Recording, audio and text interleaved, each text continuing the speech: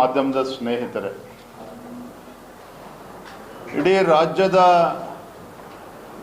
ಗಮನವನ್ನು ಸೆಳೆದಿರುವಂತಹ ದಾವಣಗೆರೆ ದಕ್ಷಿಣ ವಿಧಾನಸಭಾ ಕ್ಷೇತ್ರದ ಉಪಚುನಾವಣೆ ಹಾಗೂ ಬಾಗಲಕೋಟೆ ಕ್ಷೇತ್ರದ ಉಪಚುನಾವಣೆ,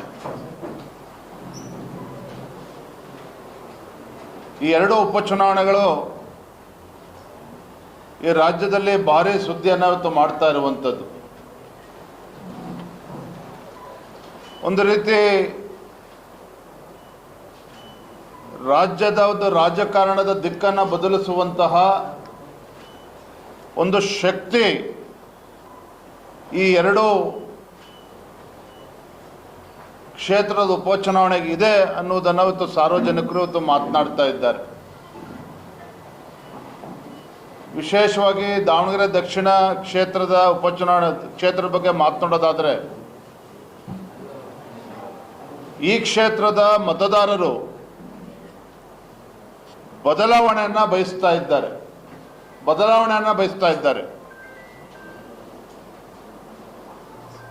ಇಷ್ಟು ವರ್ಷಗಳ ಕಾಲ ಸುದೀರ್ಘವಾಗಿ ಕಾಂಗ್ರೆಸ್ಸಿನ ಹಿಡಿತದಲ್ಲಿದ್ದರೂ ಸಹ, ಪ್ರತಿ ಬಾರಿಯೂ ಸಹ ಈ ಕ್ಷೇತ್ರದ ಮತದಾರರು ಕಾಂಗ್ರೆಸ್ ಪಕ್ಷಕ್ಕೆ ಆಶೀರ್ವಾದ ಮಾಡಿದರೂ ಸಹ ಇಲ್ಲಿ ಯಾವುದೇ ರೀತಿಯ ಅಭಿವೃದ್ಧಿ ಕೆಲಸ ಕಾರ್ಯಗಳು ಆಗಿಲ್ಲ.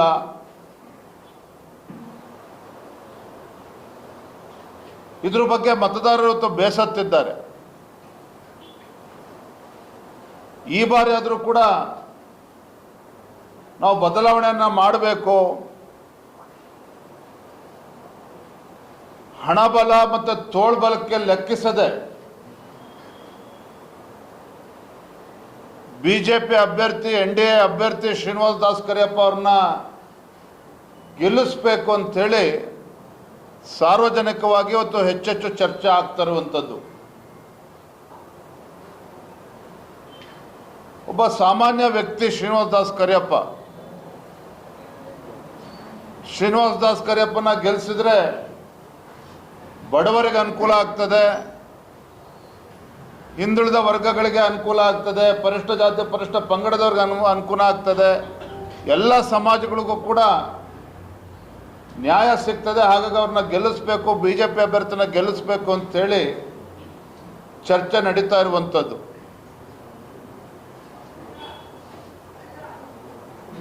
ನನಗೆ ಭಾಳ ವೈಯಕ್ತಿಕವಾಗಿ ಸಂತೋಷ ಆಗಿರುವಂಥದ್ದು,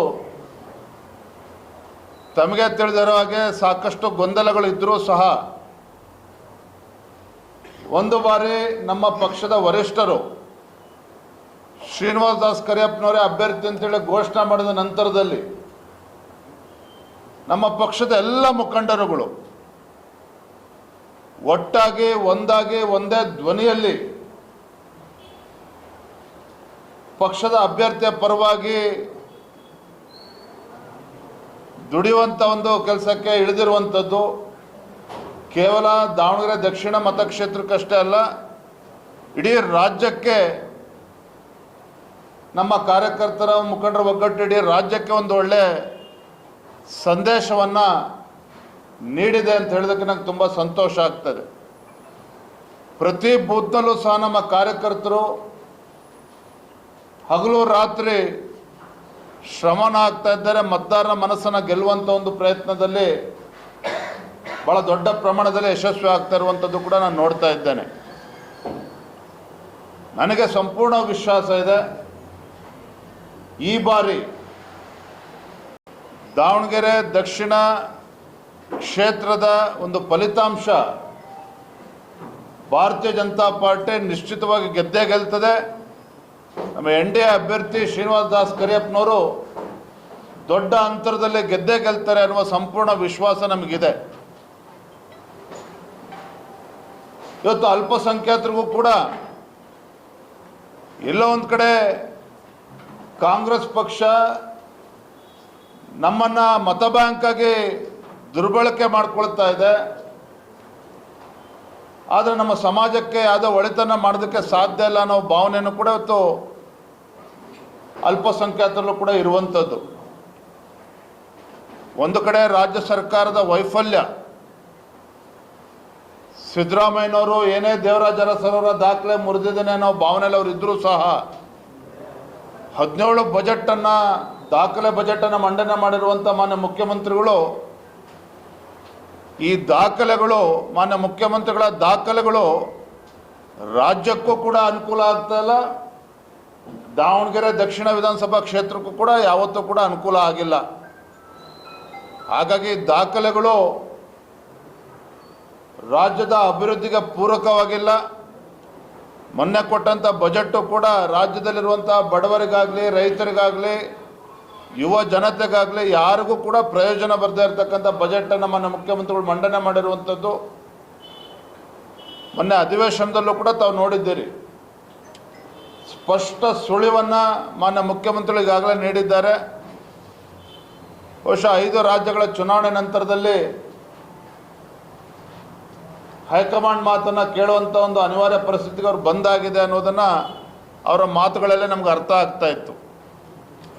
ಸೊ ಒಟ್ಟಾರೆಯಾಗಿ ನಾಯಕತ್ವದ ಗೊಂದಲಗಳು ಏನೇ ಇರಲಿ, ಕಾಂಗ್ರೆಸ್ ಪಕ್ಷದಲ್ಲಿ ಬಾಗಲಕೋಟೆ ಹಾಗೂ ದಾವಣಗೆರೆ ದಕ್ಷಿಣ ವಿಧಾನಸಭಾ ಕ್ಷೇತ್ರ ಎರಡೂ ಕ್ಷೇತ್ರದಲ್ಲೂ ಸಹ ಭಾರತೀಯ ಜನತಾ ಪಾರ್ಟಿ ಒಂದು ಗೆಲುವು ಸಾಧಿಸ್ತದೆ.